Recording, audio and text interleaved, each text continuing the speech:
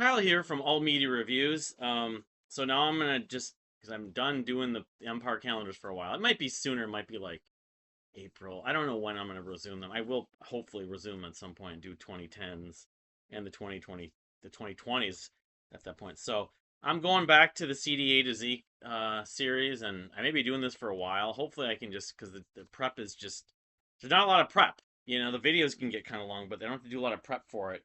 So I left off. I did the end of the bees. This was probably like in October, I think. Anyway, so it was 2 or 3 months ago. So I'm doing the C's now. I'll probably do two videos. This is just part one. So and I have a bunch of um doubles, of course, on a lot of this. So the first one I've got is the debut album, and I have another one of their CDs that I'm missing the discs, and that I'm missing. I'll do that at a later time, but. On the Magna Carta label from 1984 originally, I didn't get it in 94. Cairo, is it Brent Allman? I can't remember the members of the bank. Mark Robertson, very yes sounding at points, and like ELP on the Season of the Heart is a song I always think of. I talked about this in the '94 video, I think, but the self-titled debut album from Cairo I have on compact disc. Show it. I'm not gonna show all the booklets and stuff, but so all right. Then I have several. So this could be a quick video, actually. Hope relatively quick. Never too quick. Yeah, all right. Paul Florence Powell, the band that Brian Jacobson and David Tobias did before changing the name to Apes and Androids. I have both, of course, their debut full length from the year 2000. I also seen 99, but I believe it says 99 Sponge Bath Records on here. It's 99 or 2000. Um, these are the plans. I have two copies of that. It's like they're hard to find, and they were hard to find even when I bought them. But I just snatched them up. I'm like, I'm buying these. I love these enough. So, but two copies. That's one I bought in 2000. It wouldn't have been in 2007 because I didn't know who they were. 7107. It had been at cheapo for like a couple years before I bought this. Um, they were like, I don't know, late teenagers, early 20s when they did this. They're a couple years younger than me, I'm guessing, but I one with the little cutout side thing I bought in 2010. But so I found both these at cheapo actually. I thought that I'd ordered these online. No, I found them actually at cheapo. Hmm. Anyways, I'm produced by Matt Mahaffey, as it says right there, of Self.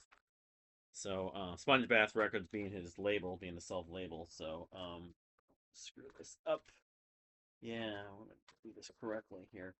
Um, and then I found it took me several months, maybe over a year, before I finally found a physical copy. I think it might have been on either Discogs or eBay, maybe Amazon Marketplace. The follow up EP, The Strange Situation, and I was so happy to find this because it compares it to Ween, Enon, The Unicorns, and Rat-a-Tat. Strange Situation, a mini masterpiece packed with hard pounding drums, swirling synths, and infinite layers of guitars and vocals. I mean, that's a very good way to describe it. And nice promotion music, but yeah, I got a third copy. I mean, should I have three? Maybe not, but I just love it so much. It's one of my favorite EPs of all time. But yeah, this to me is it's not quite Blood Moon, but it's damn close. I mean, the songs on here. I didn't even talk about the songs on some of the other tracks, but other yes, uh, but this has creepy girls, very queen-like, preparation for battle, the mother dying, one of a kind. New, I mean, it's perfection to me. It's so good. So anyway, that's it for my Call Florence Powell collection. Of course, I did Apes and Androids in the A video, so that's it. It's kind of sad. That's all the Apes and Androids Call Florence Powell stuff I have. I don't have. Well, there's one related thing I'll be showing in many videos from now. So, all right. Yeah. Okay. So I have a CD without artwork. I don't. It didn't come with it. Yeah. It's a band called Kala. I mean, they could be considered Empire in some ways. I forgot how I heard about them. They were compared to someone else. But this is their album Strength in Numbers. I want to say they had maybe one or two others, but I never bought them, of course. I may have found a download or streamed them on YouTube at one point. Yeah, they had collisions, which caught the attention, the folks from the OC's attention. You know, the TV show, I think. Um, I think they're from England. I could be wrong. Maybe not. Street date 2/20/07. So yeah, but yeah, I mean, this was $2, and I mean, I'd heard of them. I think I'd then the Red Dot Net at cheapo maybe because I bought this at cheapo. Nothing special about that, but it has that sort of promotion that like the Ocean Side and some of the other albums I find. Um, the indie kind of thing is, prove that emotional savagery can be a beautiful thing from Rolling Stone. Nick Cave and Low, they compare him to a little bit, but I mean, it's kind of in that vein, but it's also kind of U2 like and points from my memory, but they might not be from the UK. I can't remember. Like the Oceanside stuff, they're from the UK, of course. Had a similar promotional style. I don't remember. I haven't listened to this in so long. These tracks on here, but Malicious Manner, Simone, Sanctify, Sylvia songs. I could revisit Kala, but this was the one I remember. Like I like this more than I like the other ones I checked out. I didn't like as much, but all right. So we got and then this jewel case has always been screwed up for a long time, but I think it's their only album. I talked about them in one of the Empire videos. Band I think from California, but they're called Canon. Their album Wide Awake came out in 2007. Um, kind of Radiohead like, but no, the vocals don't bother me like Radiohead, of course. Check out 1, 3, and 4. Those are the tracks. Alive, something Euromatic, and Wide, this title track. Yeah, they remind me a little bit of People for Audio, but maybe not quite as psychedelic. Uh, Guy who produced Beck worked with them, and I'm a Robot. But yeah, 70s prog rock as well as contemporary trailblazers as Radiohead. Yeah, I should again another one. I mean, I liked People for Audio more. I remember by the time I checked them out and checked this out around the same time. But yeah, Wide Awake's still a good record. A friend of mine, Ian from it's his podcast, the Epileptic Gibbon podcast. I remember this was his album of the year in 2007. So Wide Awake from Canon. So not Canon, but Canon Blue. A band that I saw, I think, open for I want to say it was Mute Math. And then maybe one other band. Hype sticker here. This is their album Colonies. And I think they had another record like Spiringa or something, Esperinga. Mixed by Chris Taylor, Grizzly Bear, and mastered by Christian Vogel. Debut masterpiece, a unique discovery, breathtaking um, Colossus. I want to say they might have gotten played on Radio K, the local college station here in Minneapolis at one point too. But I first heard about them when they opened for I'm pretty sure it was either that or I think I made either I'd known them or I saw them twice and the second time I had known them because I know I went to go see them and knew about them, but this album came out in 2007. So Rumspringa or something was the other one I remember, but I don't know if I got a physical copy. I obviously don't show it here. Treehouse, it's called Colonies. Pale Horse, Rum Diary. There were just a million of these independent indie rock released like rock albums around that time that I would find. Just it was like every week, every week. It was almost overdose, but in a good way. So, all right. So then I've got the only CD that I have from this band. I have a copy of the same record on vinyl. Their second album, I don't know if it was issued physically, maybe. Um, Capital Cities debut album from 2013. It's Cebu Simonian of Aviatic previously. Their album a tidal wave of in a tidal wave of mystery from 2013. I'd never heard of I know about this project and heard the band of course. But my wife and I went to go see Fits and the Tantrums at Myth in 2013, like November 2013, and they were the second band. They're like a sort of a co-headliner, and they were so good. They kicked Fitz's butt. Songs like Safe and Sound, the opening track, is still like a standard. And Capital Cities lost like their studio or something in the LA fires, unfortunately, but like a cover done by who was it? Lana Del Rey, or I can't remember what it was, but of Safe and Sound, which actually is better in some ways than the original. Kangaroo Court, Farrah Fawcett Hair, those are my probably biggest ones. There's I Sold My Bed but Not My Stereo. It's just it's like electronic pop rock, but it has some aggressive leans. It uses trumpet really well. Spencer Ludwig. He wasn't a wasn't on the record that followed this, but I don't know who like I mean, Chromeo is the band we always thought they were compared to. They're like Chromeo, but not in some ways. Um, but yeah, I mean, the songwriting is just very melodic, very energetic, very retro and 80s element to it too. It's a great blend. Kangaroo Court, I get nostalgia every time I hear that. I think I'm back in the 80s. Anyway, great album. The tidal wave in a tidal wave of mystery from Capital Cities. All right, so I've got yeah for CDs. Let's see the left. Yeah, okay. I do have the famous Captain Beefheart and his Magic Band Trout Mask replica. Back in the late 80s when I got that 87, that issue of Rolling Stone, this was on there and I saw it referenced frequently. I eventually decided to buy it just to see what it was like and it's interesting. It's not something I would listen to addictively. I more respect it rather than it's like Metallica in some ways. I like like Metallica a little more than actually really find it, you know, like value in it. But I understand why people like it, but at the same time, and this is considered their masterpiece. I mean, Captain Beefheart, of course, worked with Zappa, or was it produced by Zappa too? Yeah, produced by Frank Zappa, and they did a few other records, I believe. But yeah, a lot of people know this, of course, even though it is avant garde. It's like the sort of most famous avant garde album, maybe of all time. I know there's like early rap on this, and we're thinking it sounds a little bit like rap. It came out in whatever it was, 1970 actually. So, all right.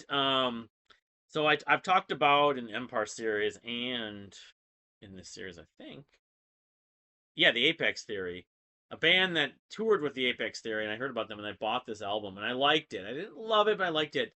Like it probably more than some of the CDs. This is a band called the Casket or Casket, not the Casket Salesman. Their album Sleeping Giants, maybe their only record, came out in 2006. It probably should have gone on the Empire list, but it's I don't know. They're kind of stoner like from my memory of a name like Casket Salesman. Go figure. It's really only two guys, Phil Perrone and Nathan Lindemann. But it was interesting. There's a cool like atmosphere and energy to it. There's the Anum Heimlich maneuver is one of the tracks. I'll buy that for $1. Some clever titles. Good night, Jug Dish. Anyway, but sleeping giants from Casket Salesman. So all right, wrap this up because I hear my cat calling. So a couple more. The only album and physical that I have from this guy is Gavin Castleton, of course, who played with the Deer Hunter, Groovis Malt. What's the other? There's a couple other projects, but this is his solo album, Home. Which when I got it, I thought I was gonna love it. It got a little bit too melodramatic and conceptual for me. Even though there was comparisons to the Deer Hunter at the time, long before he was in the Deer Hunter. This album came out in like 2009. I probably should have had it on the Empire list just for like sake. Yeah, because it has like credits like a movie and stuff like that. It got to be too little too melodramatic for me. I mean, I like moments of it, but if you're gonna listen to Gavin Castleton's music, it's not the worst place to start. I haven't revisited, but it's definitely not my first recommendation. My friend Annie would probably have some other thoughts about that, but because he has like I don't know 20 some odd albums between all his projects. What's the other one he did besides Ebu Gogo? Ebu Gogo, Groove is Malt. Some of them don't have vocals, but and then his solo music. Then he was involved with I want to say Happy Body, Slow Brain, and eventually Rare Futures potentially. I can't remember, but this is his album Home. I mean, I admire him and respect him for the ambition. I don't know if there's anyone I know on here from a credit standpoint. Not really, but and he's a savant. He's a multi instrumentalist, kind of like Self and like Matt Mahaffey and like Sheena Ringo and Kevin Gilbert of that ilk. But I just struggled with it. I thought I was gonna love it. I should listen to it again and see if my feelings might change now. It's been 15 years, almost 15 years probably since I've listened to it. So um, and so then I've got Cave In, the band that a lot of the Casfly fans like and a lot of people love. And given I like a lot of the sort of art rock, heavy art rock stuff, I should love them. And I never got that into them. I would have, but this is their album Antenna. They have moments. They have a few tracks that I like, but some of it comes across as sort of like alternative metal, um, produced by Rich Costi. Um, You know, and Joy Opposites are on this record. This record came out in I can't even tell. It was the early 2000s, I want to say. It doesn't show on 2003. Yeah, Antenna. It's got the parental advisory. Yeah, they probably had an influence from new metal, but so did System of a Down and other bands I like. You know, or Faith No More. But Faith No More influence. They were a new sort of progenitors of that style to some degree. But anyway, Cave In's Antenna is the one Cave In compact disc and release of any kind I have. So then I've shown this. I showed this on the 2007 Empire video, but it's the lone physical release, I believe, that Cobalt Rest ever released. I don't think they released those early singles, unfortunately, but the Orion Way like mini album EP, which I love this sucker. Every record, Who's There, Let Them Down, Let Down Your Guard / Quick Drive. It's still not as bad. Great sort of pop, folky pop melodies, harmonies. Sun Hands is progressive. We Could Love, that's a jaw dropper. The piano interval is just so sad and almost uplifting at the same time. That na na na na. Flower of Rhodes is it just, even though they were really young, and I love Local Natives, I still think this is among the best work they ever did. I mean, that's kind of it when you're a band, starting out, you have everything to prove. House on Stilts, all's well and good. The energy, the sort of organ use is great on this. Yeah, it's just, if you like Local Natives, I've never heard this, you are doing yourself a disservice. I don't know. I think it might be on Spotify. I'm sure it's on YouTube, but Orion Way from not Local Natives, Cobalt Rest before they were Local Natives, Cobalt Rest. So the last one, actually, this was not Alphabet. I forget, should have gone to a couple discs before. I think this band opened for Deer Hunter maybe, or I forget who it was. The band Caravan of Thieves. Their album is titled Kiss Kiss. I don't know if it's the same reference that Kiss Kiss got their name from, which was like a Roald Dahl chapter in one of his books. But I can't. This is 2015, so it had to have been more recent. It might have been Foals they opened for, or I don't remember. But I remember thinking it was okay. I mean, obviously, I saw them live. I think that's how I found out about this, and so they impressed me enough. I got them to autograph it, got them to sign it. But I can't really say a lot more about it. I think it's probably in sort of the indie, art rock vein. But Caravan of Thieves. Maybe it has like a little mystical quality. I can't remember where they're from with a name like Caravan of Thieves. But yeah, I mean, it's not an album that I would run out and listen to regularly, but at the same time, my lack of memory of it kind of begs the question to understand and do some research. But anyway, that's it for the I guess it would be in effect the CAs and the first part of the Cs, but of the CD A to Z. But thank you for watching. We'll see you next time.